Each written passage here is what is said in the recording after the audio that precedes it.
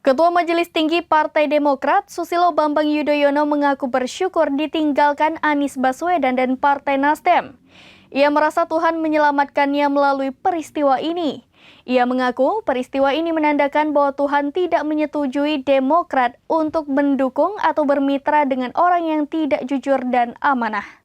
Di sisi lain, meskipun kita dibeginikan oleh Capres Anies dan mitra koalisi kita, tetapi Ketua Majelis Tinggi Partai Demokrat Susilo Bambang Yudhoyono mengaku bersyukur ditinggalkan Anies Baswedan dan Partai Nasdem. Ia justru merasa terselamatkan oleh Tuhan karena peristiwa tersebut. Menurut SBY, peristiwa ini menandakan Tuhan tidak setuju Demokrat mendukung atau bermitra dengan orang yang tidak jujur dan amanah. Khususnya pihak yang telah mengkhianati sesuatu yang telah disepakati. Hal itu dikatakan di Cikeas, Bogor, Jawa Barat pada Jumat 1 September 2023. SBY menilai Tuhan menjauhkan Demokrat dari partai yang tidak memegang komitmen dan janji politiknya.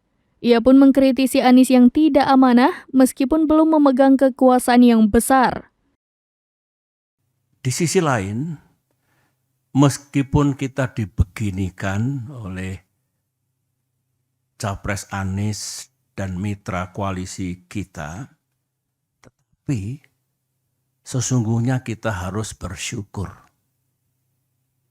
Bersyukur kepada Allah Subhanahu wa Ta'ala, bersyukur kepada Tuhan yang Maha Kuasa. Mengapa? Ini alasan saya. Pertama, ya memang kita ditelikung dan ditinggalkan. Seperti ini. Sekarang.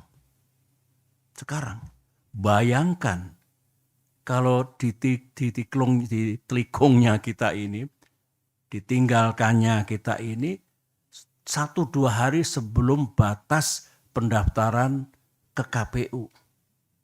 Bayangkan seperti apa. Demikian informasi terkini, Syedara Lon. Saksikan terus berita lainnya di kanal YouTube Serambi News, website dan Facebook serambinews.com.